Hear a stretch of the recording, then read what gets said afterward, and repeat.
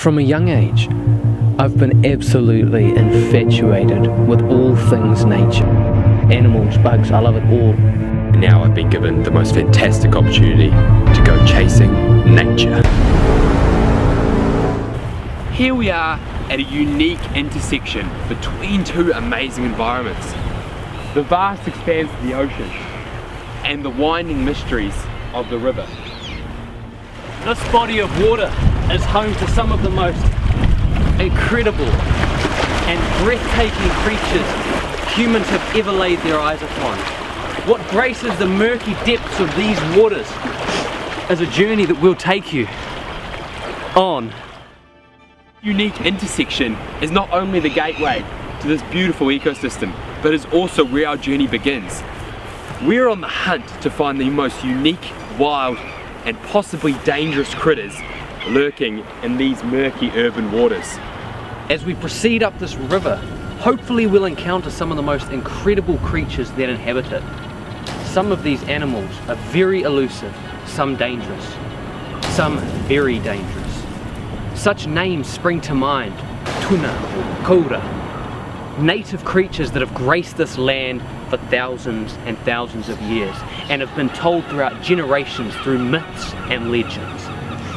As we come up, we will start to see more and more abundance, we hope.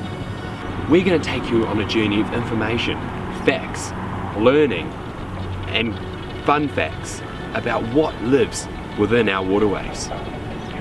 Unfortunately, and most shockingly, our journey has only just begun hundreds of meters from the mouth of the river, and I'm already noticing the effects of humans. Litter is strewn throughout the stream. This litter will eventually all make its way into the ocean, and possibly eaten by turtles or dolphins or other large charismatic animals that people actually care about. But here it is having an effect on mostly tiny things that people don't seem to care about at all.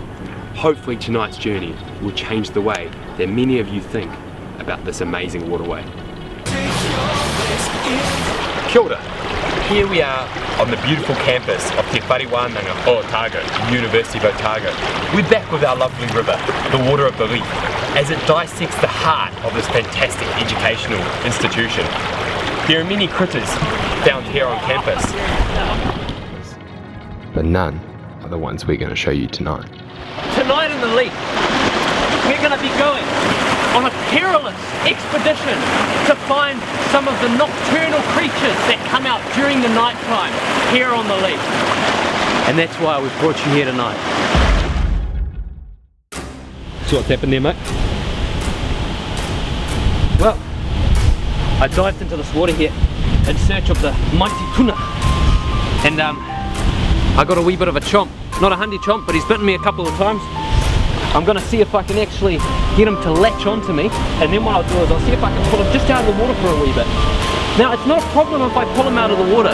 It doesn't hurt them. They can actually breathe air so long as they have moisture in their skin.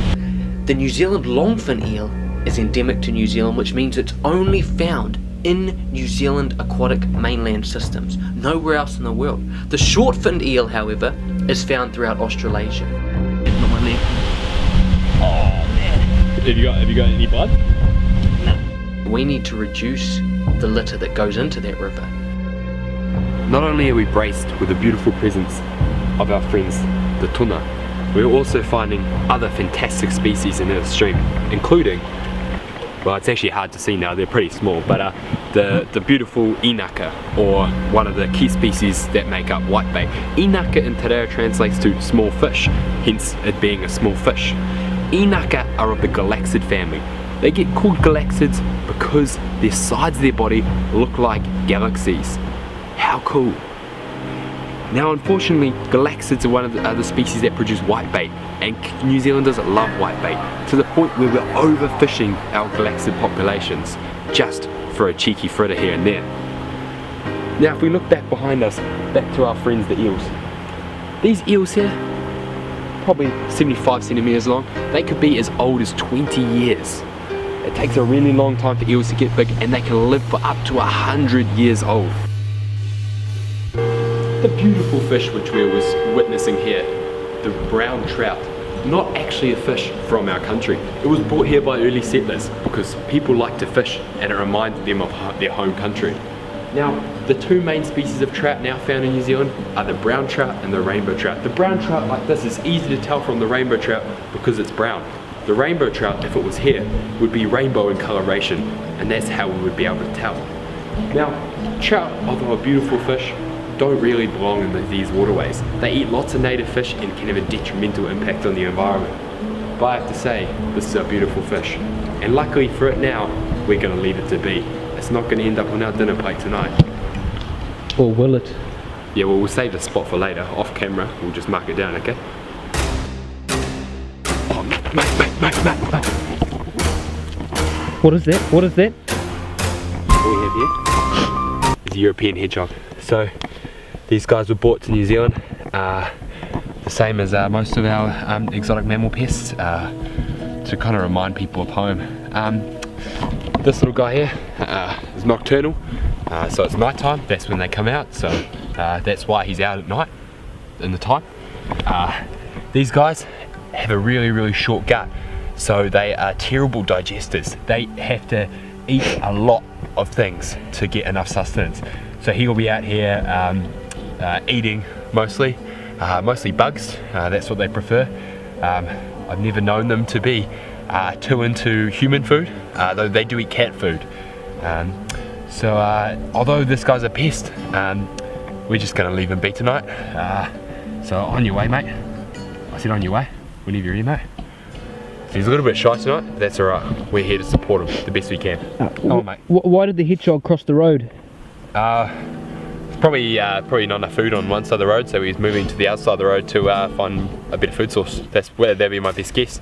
And what we found here is one of the smaller but more amazing of the stream's inhabitants. And basically these guys are the larval stage to Dobson flies, which is a type of insect that sort of hangs around streams.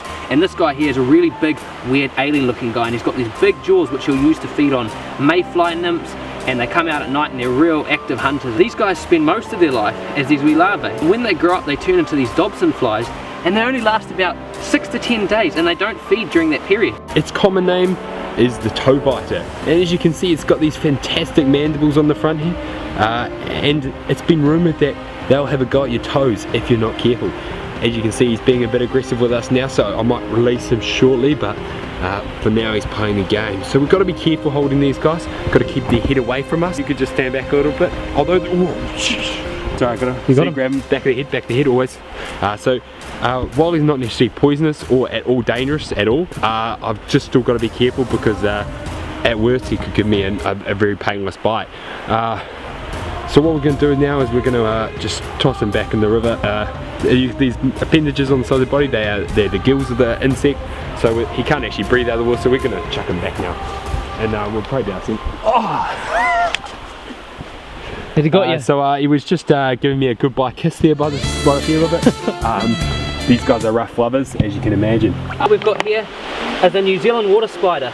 These guys hang around rivers, and what they'll do is they'll hunt for wee insects along the edge. And I'll see if I can bring one up close to the camera. He's a bit skiddy at the moment. Come on, buddy. Come on, buddy. Come on. Okay, here we go. Look at this dude. Come on. Sorry, I'm just trying to catch this guy and be real careful with him. Okay. No. There we go. The looks of things. Okay, now these. Oh my gosh. Right, this here is the beautiful water spider. Now, if I can get this fella under control. Here in New Zealand, these guys serve a great purpose. They keep the other insects under control. And so we actually want to protect these guys, and you can see, he just wants to get away from me. He doesn't want to bite me, he just wants to get away. And you'll often see them, a female carrying an egg sac, a big white egg sac. See right now he's flattening himself to make himself sort of camouflage, but what he doesn't realize is he's on my hand. I really like spiders. Thank you guys so much for joining us tonight. We've been all over the show. We started at the heart, at the mouth of the Leith. The waters ran up. We've seen eels. We've been bitten by eels. We've been up close with trout. Taylor taught us all about the galaxies, which remind us from the stars of above. We've got hedgehogs and little buddies here. It's been fantastic, but it's not over. The journey continues. We're going to head further up the Leith, into the forest, into the headwaters, into the source of this beautiful river. We'll find carnivorous glowing worms that haunt the nighttime. we'll find creatures with giant claws and other ones that lurk through the night. Join us as we once again go chasing nature. My name is Samuel Purdie, And I'm Taylor Davies-Colley. and you've been with us chasing nature. Hey, watch it. He's using my foot as a refuge. What are those in your feet, mate?